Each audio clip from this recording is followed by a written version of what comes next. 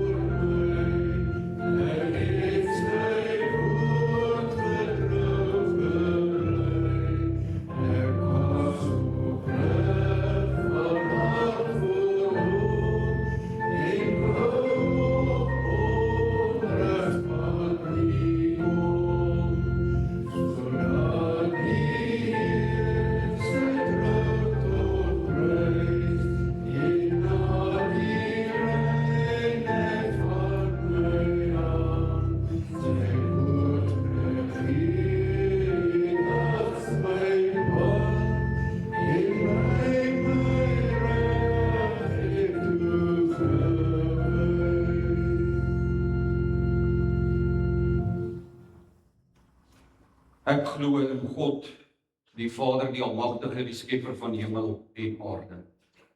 En in Jesus Christus, sy enige gebore Seun, ons Here, wat ontvang is van die Heilige Gees, gebore in die maagd Maria, wat gelei het onder Pontius Pilatus, gekruisig is, gesterf het en begrawe is, en neergedaal het na die hel, wat op die derde dag opgestaan het uit die dood, opgevaar het na die hemel, en sit aan die regterhand van God die Almagtige Vader, waarvandaan hy sal kom, om die lewendes en die dooies te oordeel.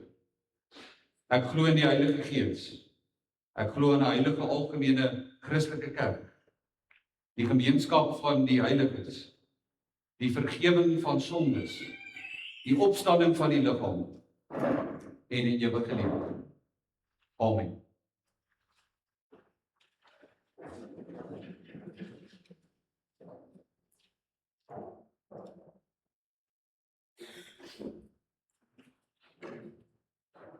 Geliefde kind van God, die wet is vir jou gegee om jou aan te kla van jou sonde.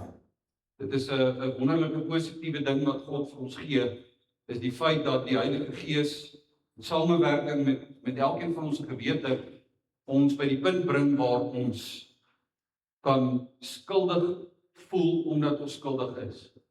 En daardeur ons verlossing buite onsself in Jesus Christus soek. En daarna as vrygekooptes ons hele lewe kan verander in 'n lewe van dankbaarheid.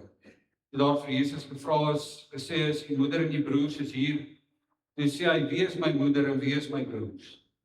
Hulle wat die wil doen van my Vader wat in die hemel is. En wat is die wil van die Vader? Sy woord, en in besonder sy 10 verbondswoorde wat hy met ons praat deur die eeue heen, om uiteindelik sy wil te kan doen. Hy sê dit talle male in die woord. As jy my liefhet, sal jy my gebooie gehoorsaam. So liefde is uiteindelik nie net 'n ding wat ons mee praat nie. Ons kan hier staan en die wonderlikste psalm sing, ek het die hartlik lief. Maar die woord sê, as jy my liefhet, sal jy my gebooie bewaar. Sondag 34 van die Katekismes vra, hoe lui die wet van die Here? En die antwoord is, God het al hierdie woorde gespreek, en let mooi op, hoe begin die wet met verlossing. Daai 10 verbondswoorde is nie gegee vir ons om af te tik om in die hemel te kom nie, is klaar. deur Christus die verlossing bewerk het, omdat hy die verlossing bewerk het, vra hy van ons in dankbaarheid, bewaar my gebooie. Ek is die Here jou God wat jou uit Egipte land, uit die slawehuis uitgelei het. Die eerste gebod. Jy mag geen ander gode voor my aangesig hê nie. Die tweede gebod. Jy mag vir jou geen gesnede beeld of enige gelykenis maak van wat bo in die hemel is, of van wat onder op die aarde is, of van wat in die water onder die aarde is. Jy mag jou voor hulle nie neerbuig en hulle nie dien nie, want ek, die Here jou God, is 'n jaloerse God, wat die misdaad van die vaders besoek aan die kinders, aan die derde en aan die vierde geslag van die wat my haat, maar ek bewys barmhartigheid aan duisende van die wie my liefhet en daarom my gebooie onderhou. Die derde gebod. Jy mag die naam van die Here jou God nie uitelik gebruik nie, want die Here sal die een wat sy naam uitelik gebruik, nie ongestraf laat bly nie. Die vierde gebod. Gedenk die Sabbatdag, dat jy dit heilig. 6 dae moet jy arbeid en al jou werk doen, maar die 7de dag is die Sabbat van die Here jou God, dan mag jy geen werk doen nie. Jy, of jou seun, of jou dogter, of jou diensknegt, of jou diensmaagd, of jou vee, of jou vreemdeling, wat in jou poorte is nie, want in 6 dae het die Here die hemel en die aarde geskaap, die see en alles wat daarin is. Die 7de dag het hy gerus. Daarom het die Here die Sabbatdag geseën en dit geheilig. Die 5de gebod. Eer jou vader en jou moeder, dat jou dae verleng mag word in die land wat die Here jou God aan jou gee. Die 6de gebod. Jy mag nie doodslaan nie. Die 7de gebod. Jy mag nie egbreek nie. Die 8ste gebod. Jy mag nie steel nie. Die 9de gebod. Jy mag geen vals getuienis teen jou naaste spreek nie. Die 10de gebod. Jy mag nie jou naaste se huis begeer nie. Jy mag nie jou naaste se vrou begeer nie, of sy diensknegt of sy diensmaagd, of sy os of sy esel, of iets wat van jou naaste is. Ons het God se gebooie vir ons lewe gehoor. Kom ons antwoord daarop met 'n pragtige Psalm. Psalm 32 is 'n Psalm waar Dawid sy sonde bely voor God. Kom ons staan en dan sing ons hierdie sondebelydenis vanoggend saam met Dawid en daarna bid ons.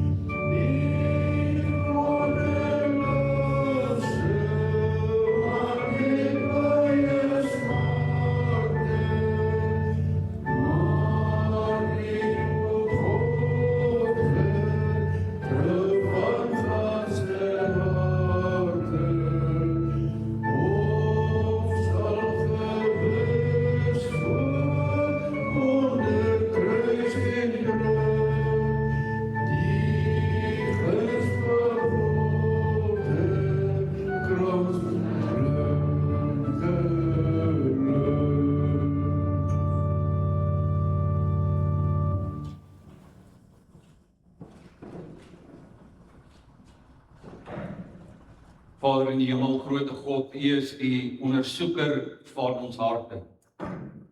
U is die een wat deur die Heilige Gees met die lig in ons duister harte inkom en dit verlig.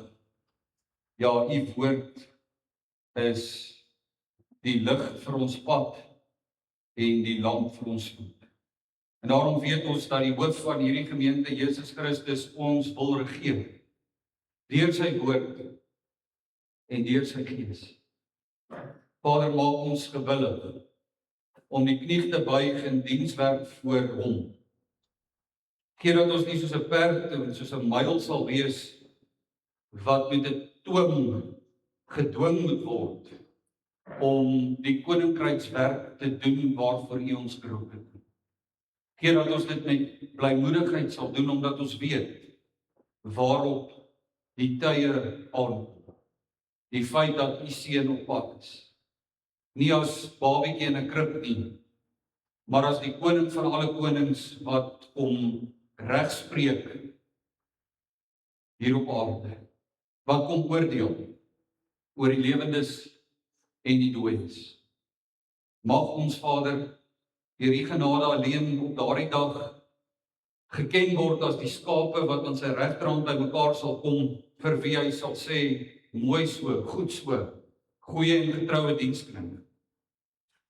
En nie soos die bokke wat aan sy linkerhand bymekaar kom, waar die oordeel op sal rus. Ons bid ook Vader vir almal wat U nog nie ken nie. Ons bid vir almal wat U nie wil ken nie. Veral in hierdie tye en in hierdie dae waarin ons leef, waar die wêreld se denkrigting die mensdom in chaos instuur. Is daar net een vaste rots, een onwankelbare, en dit is ons dankie dat ons in die skaduwee van U vleuels skuiling kan vind teen 'n wreedaardige en 'n moordlustige wêreld. Ons bid Hemelse Vader vir ons gemeente. Ons bid en dink aan elkeen wat vir hulp en vir krag na U opkyk. Ja, U is nie net die ondersoeker van harte om ons sonde aan ons uit te wys nie. U is die ondersoeker van ons harte om ons ook te troos. Vir almal wat geliefdes aan die dood afgestaan het, wat hartseer is daaroor. Vir almal wat bekommerd is, vir almal wat siek is, vir almal wat eensaam is, vir almal wat in hospitale is. U ken die kruis van elke huis. Daarom vra ons U Vader, gee krag na kruis sodat ons blymoedig ons beproewinge met blymoedigheid kan dra. Waar U woord nou na ons toe kom, blomme verwelk, gras verdor, maar U woord bly tot in ewigheid staan. Mag ons dit vanoggend weer ervaar hoe 'n stuk perfektheid en volmaaktheid binne in 'n onvolmaakte wêreld verkondig word. Mag ons harte daardeur aangeraak en geroer word. En mag ons hande en ons verstande die woord gaan uitdra in 'n wêreld daar buite. Dit alles bid ons smeekend en in danksegging in die naam van die geliefde Seun, Jesus Christus. Amen.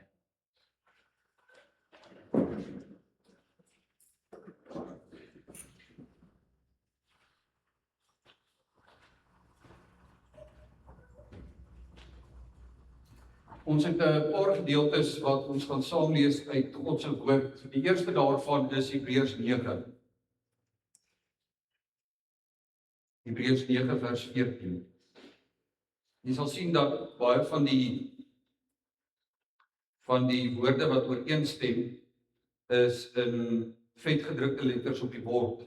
Baie keer kan 'n mens self by die punt kom waar jy dink dat daar nie so iets as 'n gewete bestaan nie, dat dit maar iets is wat deur die sielkunde uitgedink is, maar kom ons gaan kyk wat sê God se woord daaroor. Hebreërs 9 vers 14 sê, hoeveel te meer sal die bloed van Christus wat homself deur die ewige Gees aan God sonder smet geoffer het, julle gewete reinig van dooie werke om die lewende God te dien.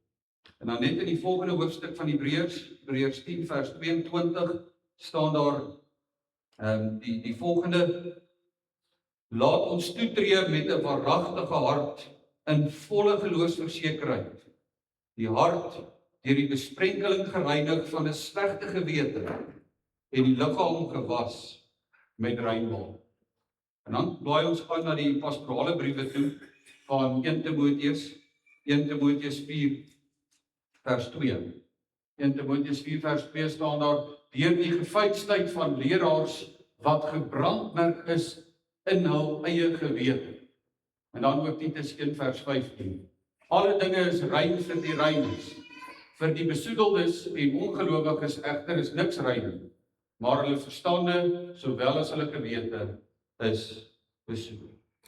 Dit is nie al gedeeltes wat handel oor die gewete nie, maar dit gee vir ons 'n baie duidelike aanduiding dat God se woord praat oor die mens en sy gewete.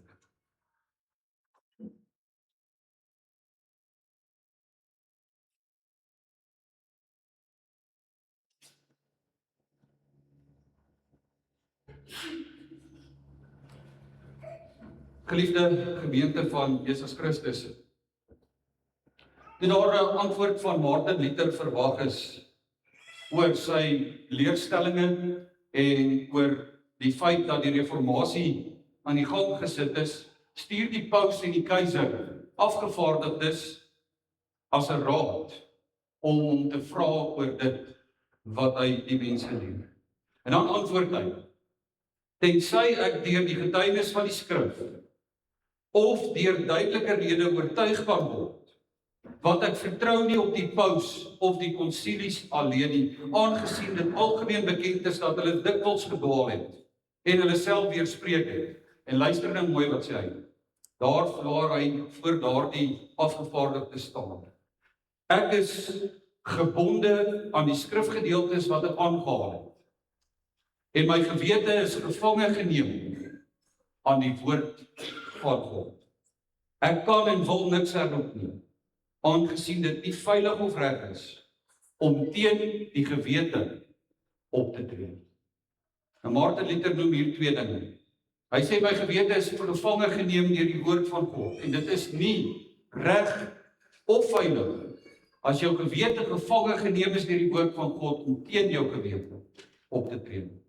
En hierdie woorde hoor ons geweldig belangrik die gewete se rol in elkeen van ons lewens is. Hy sê verder in sy werk dat 'n gewete 'n geskenk van God is. Dis God se gawe aan jou. Elkeen van ons het 'n gewete en daardie gewete het jou in jou lewe al gepla. Daar's nie een van ons wat vanoggend hier is wat sê my gewete het my nog nooit gepla. Jou gewete het jou dalk al so gepla dat jy nagte wakker gelê het oor iets wat jy gedoen het of gesê het of gedink het wat jy nie moes nie. Indien jou gewete jou pla, is dit 'n goeie ding.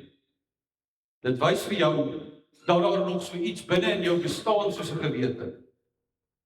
Maar wat 'n gevaarlike dag. As daar 'n dag in jou lewe aanbreek waarop jou gewete jou nie meer pla. 'n Gewete is soos 'n put van 'n kers wat in die donkerte van ons harte kom skyn om vir ons die onderskeid te gee tussen wat reg is en wat verkeerd is. En dit is 'n Bybelse stelling. Spreuke 20 vers 27 sê die gees, of dan in hierdie geval vertaal uit die Hebreëus uit, die gewete van die mens is 'n lamp van die Here. Dit deursoek al die kamers van jou binneste.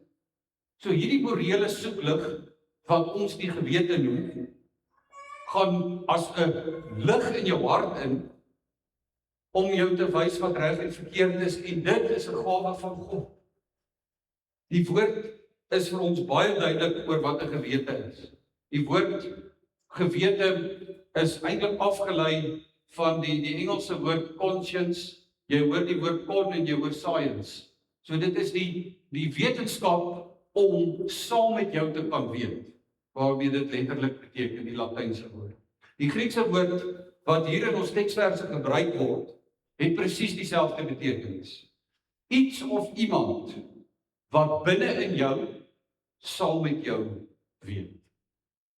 In die Griekse filosofie het hierdie woord te doen gehad met 'n innerlike bewustheid van jou dade veral met die doel om jou 'n skuldgevoel te gee as jy die verkeerde daad doen.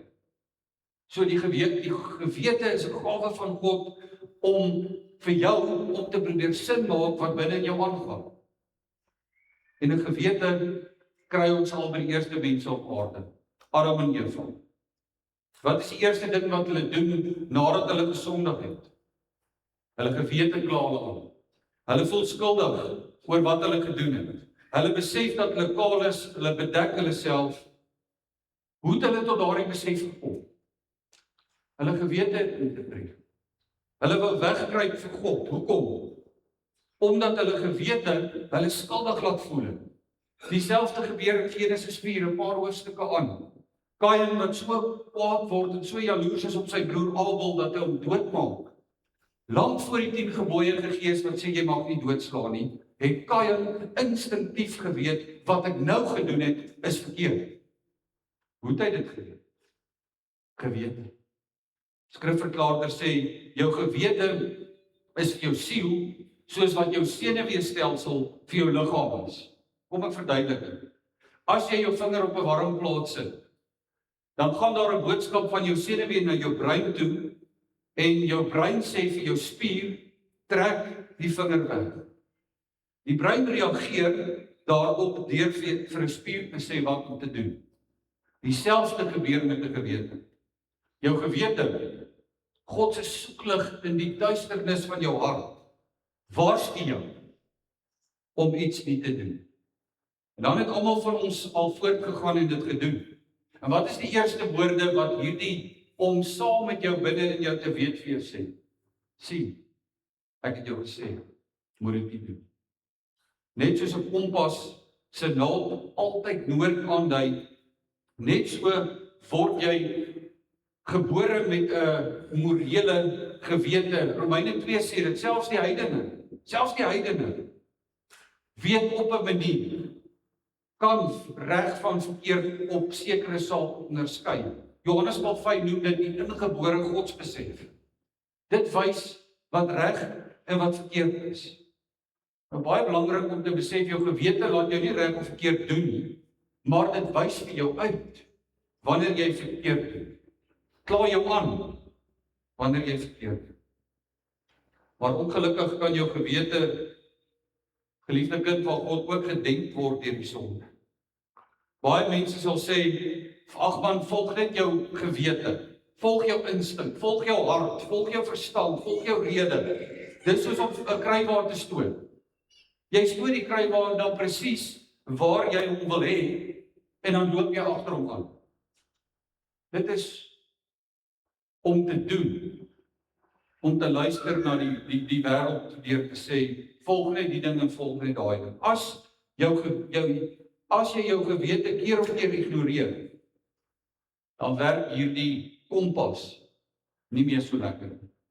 Dit is soos om 'n kompas te vat en 'n magneet langs daai kompas te hou en daardie rigting pyltjie kan net nie besluit waarheen hy moet wys.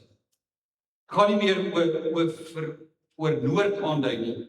En daarom word die kompas met hierdie magneet nou 'n onbetroubare bron van rigtingaanwysing. Gewete wat oorlaai is met die sonde, word 'n onbetroubare bron om vir jou aan te wys wat reg en wat verkeerd is. Dieselfde gebeur nou met ons gewete wanneer ons herhaaldelik in 'n spesifieke sonde leef en daardie sonde oor ons laat heers. Nou daar is 'n verskil. Niemand van ons is volmaak. Ons doen sonde elke dag aan mekaar. Maar om die sonde oor jou te laat heers, dit is 'n totaal ander saak. Aan die begin het jou gewete jou nog aangekla. Die eerste, tweede, derde, vierde keer wat jy dit gedoen het dit jou nog bepla. Maar hoe langer jy hierdie sonde oor jou laat heers het, hoe makliker het dit geword om jou gewete te ignoreer. Dit sê hierdie teksvers baie duidelik. Hy sê alle dinge is rein vir die reines. Vir die besoedeldes en die ongelowiges egter is niks rein nie. Hoekom? Hulle verstande sowel as hulle gewete is besoedel. Hoe? Deur die sonde oor hulle te laat heers. Deur hierdie herhaaldelike ignorering van my gewete maak nie net dat my gewete onbetroubaar en dof word nie, maar dat dit uiteindelik afsterf.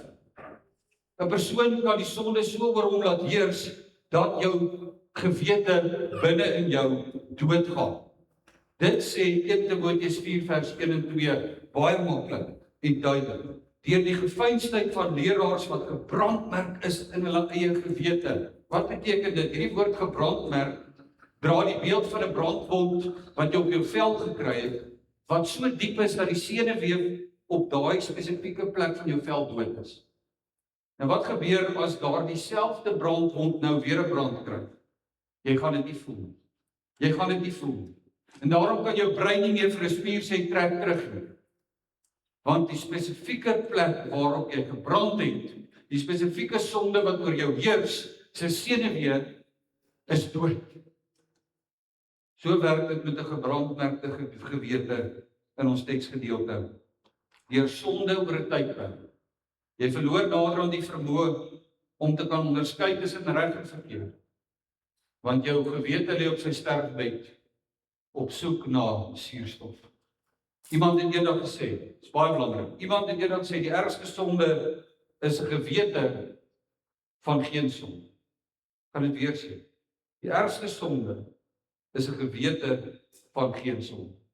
Want ons almal het al gelees, ons almal het al gewonder, ons almal het al op TV gekyk na programme waar 'n hoogs misdadiger, kom ons vat die voorbeeld van moordpleeg. En dan kan hy moordpleeg met 'n glimlag op sy gesig. Dit lyk nie asof dit hom binne affekteer nie. Die sielkundige wêreld noem dit psigopatie.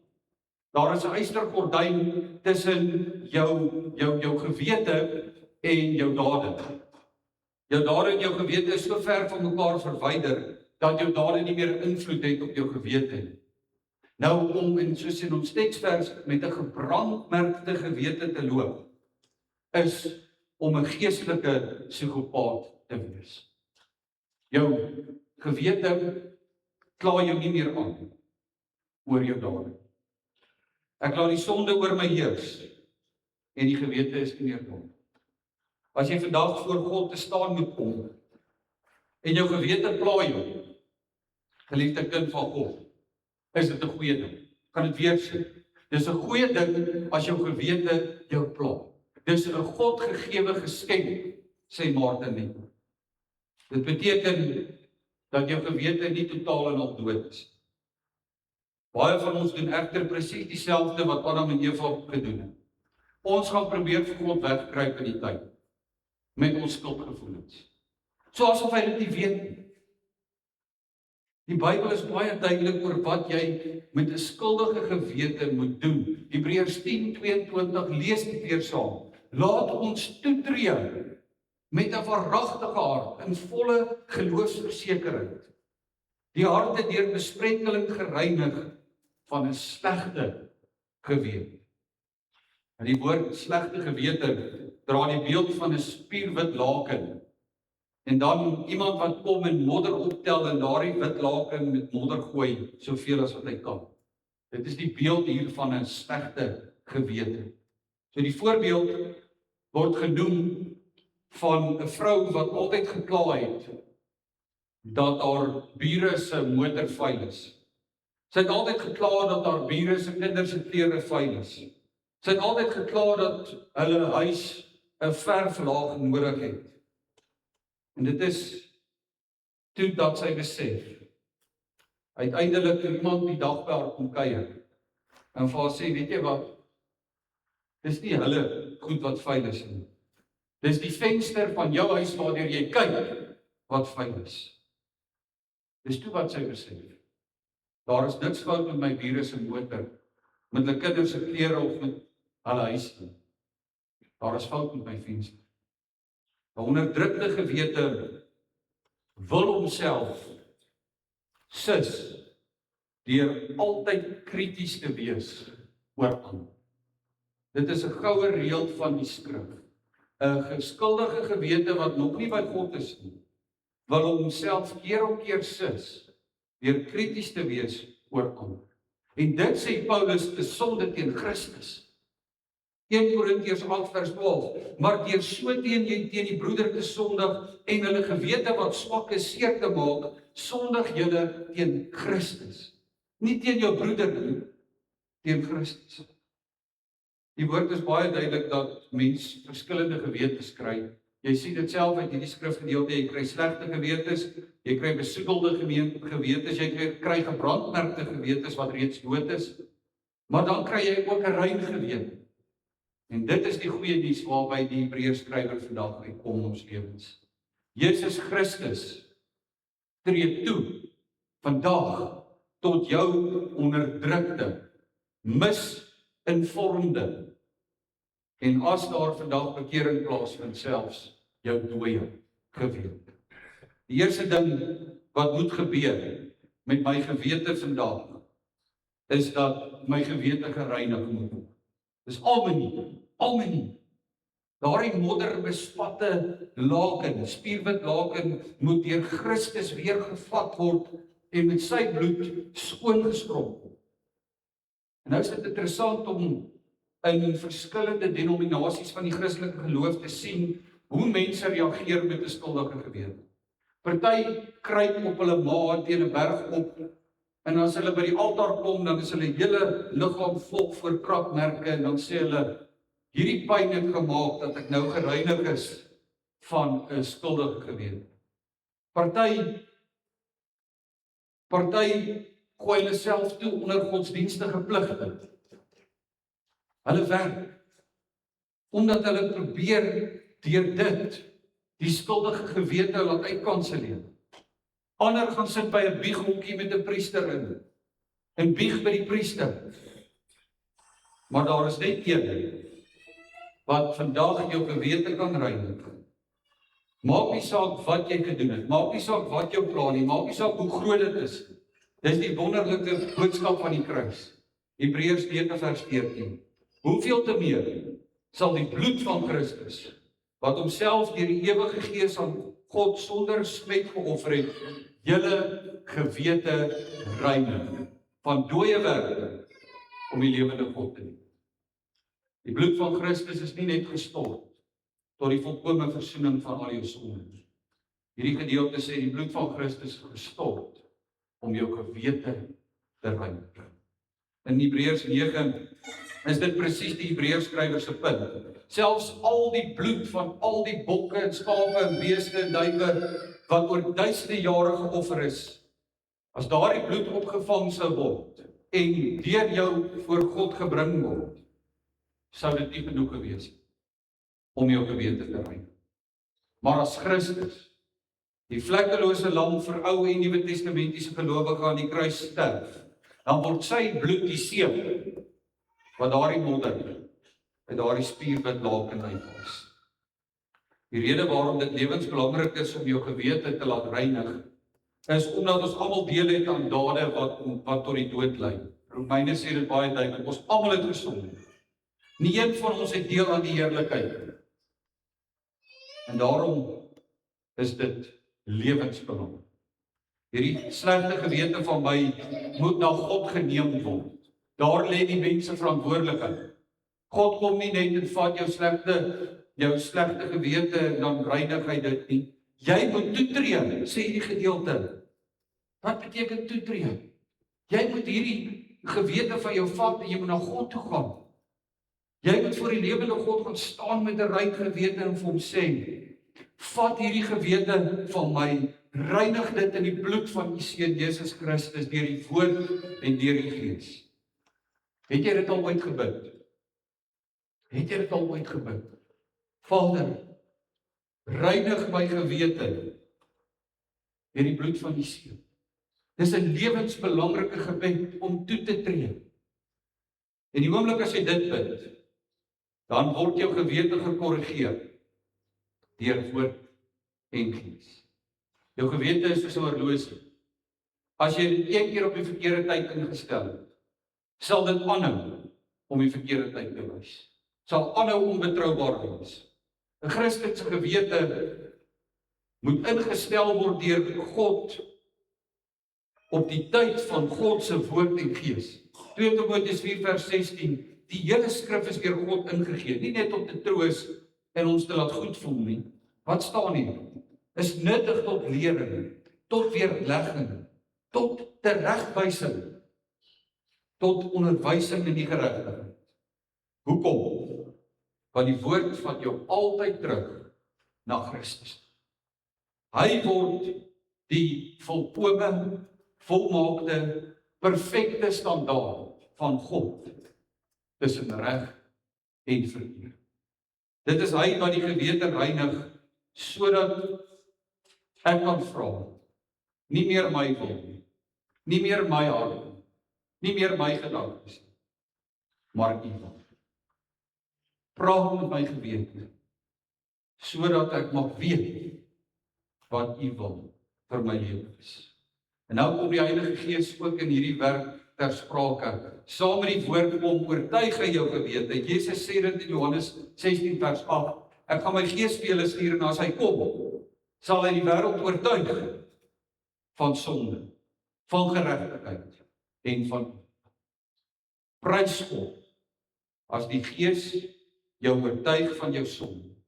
Prys God, as die Gees jou gewete aankla.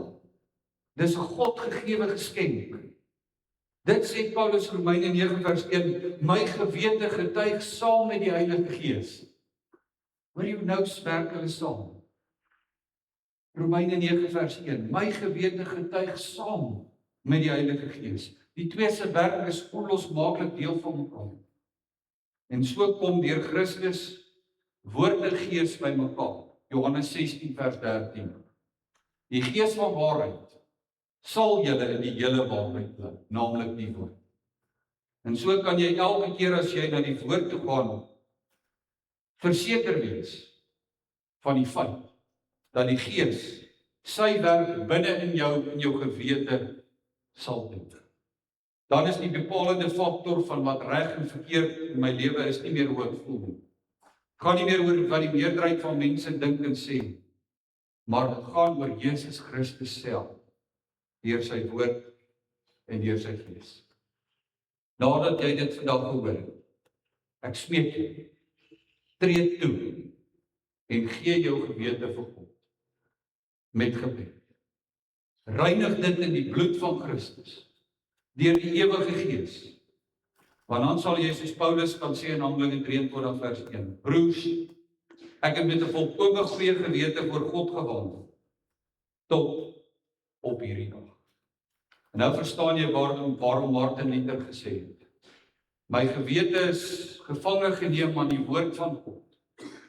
Ek kan en wil niks herroep nie, aangesien dit nie veilig of reg is om teen die gewete op te tree. Amen.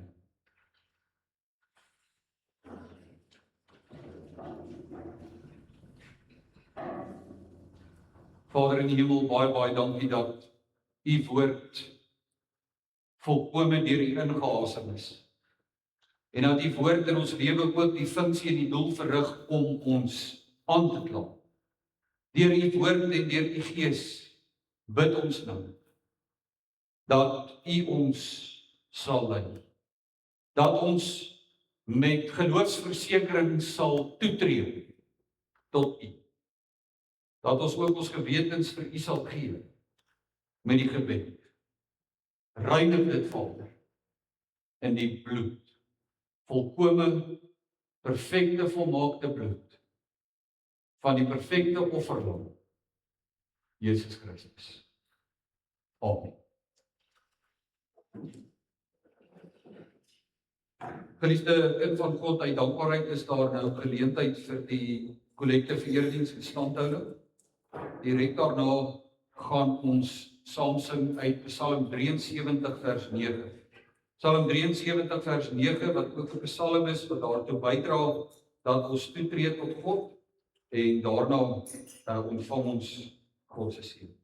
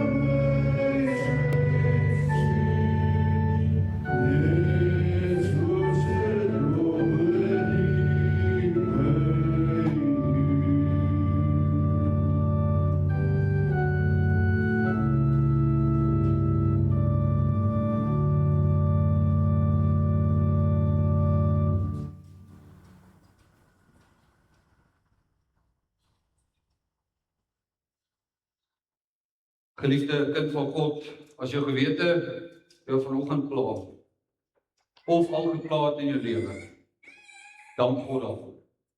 Vat daardie gewete met geloofsversekerdheid na die Vader toe en bid. Reinig my deur die bloed van Jesus. God wil jou seën en die seën kom uit Numeri 6. Die Here het met Moses gespreek en gesê, spreek met Aaron en sy seuns en sê, so moet julle die kinders van Israel seën deur vir hulle te sê. Die Here sal jou seën en hy sal jou hou. Die Here sal sy aangesig oor jou laat skyn en hy sal jou genade wees. Die Here sal sy aangesig oor jou verhef en hy sal aan jou shalom, hemelse vrede gee. Amen. Net 'n paar afkondigings voordat ons vandag ons wil oor meelewing 'n biddende gemeente bly. Vir die doel kondig ons af van die lidmate van wie ons weet wat in beproewing verkeer, maar ons deel ook met mekaar se vreugde. Kom ons bid vir Philip die Jager en sy familie in hierdie tyd met die afsterwe van sy suster. Ons bid steeds vir Tannie Marina en haar gesondheid, vir Tannie Gerda, en ons glo dat die behandeling wat sy ontvang gaan help. Ons is dankbaar saam met oom Max en sy familie dat sy broer in die hospitaal ontslaan is. Oom Kobus die Jager is ontslaan in die hospitaal en hy is weer opgeneem. Ons bid hom ook die seën van God toe in hierdie tyd. Tannie Susan Iman was in die hospitaal. En dan bid ons ook vir Adrie se dogter wat vir 'n biopsie gaan. Ons sê baie geluk aan Tannie Rensia met die geboorte van haar derde agterkleindogter en dan weer eens Chris en Alida met die doop van klein Frans verlede Sondag. Dit is dan al ons sake vir gebed vir die week wat voorlê. Ons sê hartlik geluk vir die volgende lidmate wat hierdie week verjaar, Tannie Pikkie wat die 22ste verjaar het, Winnen wat die 25ste verjaar. Na afloop van die skoolvakansie sal ons Bybelskool hervat op 'n Dinsdag aand. Vanoggend vir die afsluiting van ons katekorisasie plaas vir die skoolvakansie, les 17. En dan eers komende Saterdag het ons weer 'n voetlabbers maak dit vir ons insamelingsgeleentheid. En dit is Kruisberg 2 gemeente wat daar gaan help. Dis ouderling Willie Pretorius, die Haak en Lourens du Plessis se wijk. Julle sal sekerlik in die week sal julle dan verwittig word van die reëlings.